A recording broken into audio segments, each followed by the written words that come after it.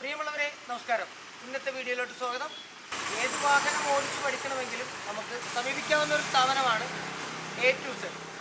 എന്നാൽ പഠിക്കാൻ വരുന്നവർക്ക് എല്ലാവർക്കും ഒരു ഗുണപാഠം നൽകാൻ ഒരു അമ്മയുണ്ട്. ആ അമ്മയുടെ വിശേഷങ്ങളാണ് നമ്മുടെ ഇന്നത്തെ വീഡിയോ. ഡ്രൈവിംഗ് പഠിക്കാൻ വരുന്ന യുവാക്കൾക്കും ഇനി പുതുതലമുറയിലുള്ള ഏത് ഒരാൾക്കും ഒരു നിർദ്ദേശം അല്ലെങ്കിൽ ഒരു ശാസനയോടുകൂടി ഡ്രൈവിംഗ് കാര്യങ്ങളെല്ലാം പറഞ്ഞു പഠിപ്പിക്കാൻ പറ്റിയ ഒരമ്മ. ആ അമ്മയെ നമുക്ക് പരിചയപ്പെടുത്താം. അമ്മ, ഞങ്ങളുടെ വീഡിയോയിലോട്ട് സ്വാഗതം. മണിയമ്മ എന്നാണ് അമ്മേനെ എല്ലാവരും വിളിക്കുന്നത്. എന്നാൽ രാധാമണി എന്നാണ് ഒഫീഷ്യലി പേര്. അപ്പൊ അമ്മയുടെ വിശേഷങ്ങളാണ് നമ്മുടെ വീഡിയോയിൽ നമ്മൾ ഇന്ന് ഉൾപ്പെടുത്തിയിരിക്കുന്നത്. അമ്മ ആദ്യമായി ലൈസൻസ് എടുത്തത് എവിടെ വെച്ചായിരുന്നു? എറണാകുളത്താണ് ടെസ്റ്റ്. അന്നൊന്നും കൊച്ചിയിൽ ടെസ്റ്റ് ഇല്ല. എറണാകുളത്താണ്, കലൂരായിരുന്നു അന്നേരം ആദ്യ ഓഫീസ്. അപ്പൊ എറണാകുളത്ത് വെച്ചാണ് ടെസ്റ്റ് കൊടുത്തത്. 4 വീലറിന്റെ ലൈസൻസ് എടുത്തത്.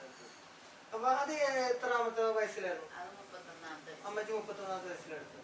ആരാണ് ആദ്യം ഒരു പ്രചോദനം തന്ന ലൈസൻസ്? പ്രചോദനം തന്നത് എന്റെ ഹസ്ബൻഡാണ്. പുള്ളിക്കാരൻ ഞങ്ങൾക്ക് ടാക്സി ഒക്കെ ഉണ്ടായിരുന്നു അന്നേരം. അപ്പോഴും ഹെവി ഡ്രൈവിംഗ് സ്കൂൾ ഉണ്ടായിരുന്നു. അന്നൊന്നും ഹെവി ലൈസൻസ് നമ്മുടെ ഈ കേരളത്തിന് കിട്ടില്ല.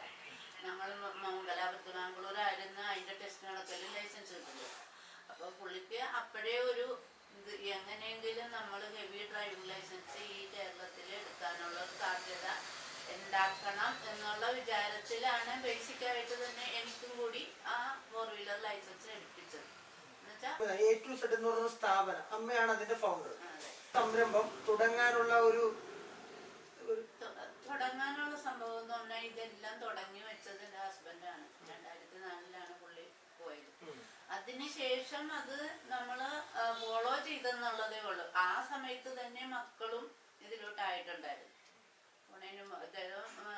മരിക്കുന്നതിന് മുമ്പ് തന്നെ മക്കളെയും ഈ ഫീൽഡിലോട്ടും ഉണ്ട്. അവര് ഡിഗ്രി വരെയൊക്കെ പഠിച്ചിട്ടുള്ളൂ.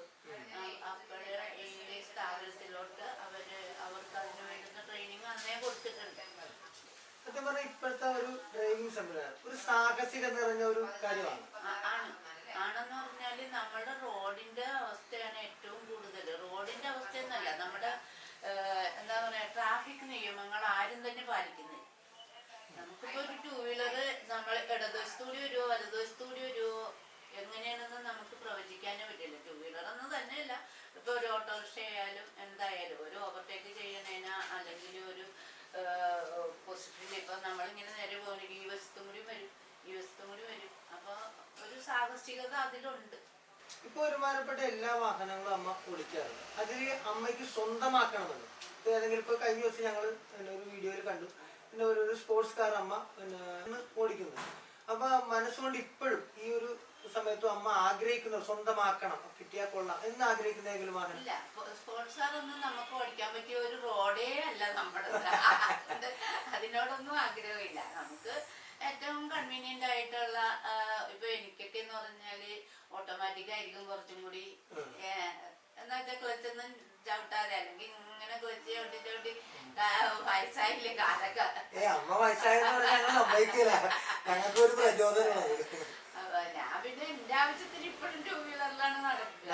എന്താന്ന് വെച്ചാൽ നമുക്ക് പെട്ടെന്ന് പോകാനും വരാനും പാർക്ക് ചെയ്യാനും ഒക്കെ സൗകര്യം 2 വീലറായിട്ടാണ്. അതുകൊണ്ട് കാറ് ഓടിക്കും അത്യാവശ്യം.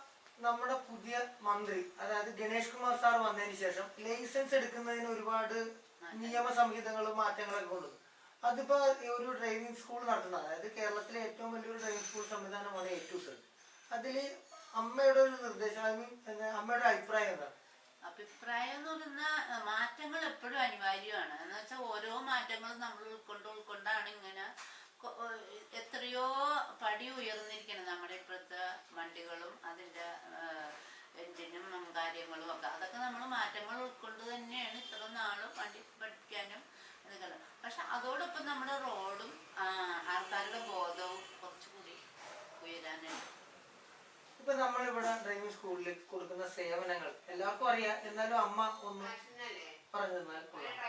ഇപ്പൊ ഒരാളെ പഠിപ്പിക്കാൻ ഇപ്പൊ 4 വീലർ 2 വീലർ ആണെങ്കിൽ ഒരു സൈക്കിൾ അറിയാത്തവരാണെങ്കിൽ ആദ്യം ഇല്ല, നമ്മളെന്താണെന്ന് വെച്ചാൽ ടെക്നിക്കലായിട്ട് ട്രെയിനിങ് കൊടുത്ത ആൾക്കാരെ കൊണ്ടാണ് പഠിപ്പിക്കുന്നത്. പണ്ടാണ് ആശാന്മാര് പഠിപ്പിച്ച് അങ്ങനെ ഒരു അതെന്ന് വെച്ചാൽ പഠിച്ച് ആശാനായ ആൾക്കാരാണ്. അപ്പൊ എന്നെയൊക്കെ ആ കൂട്ടത്തിൽ കൂട്ടാം.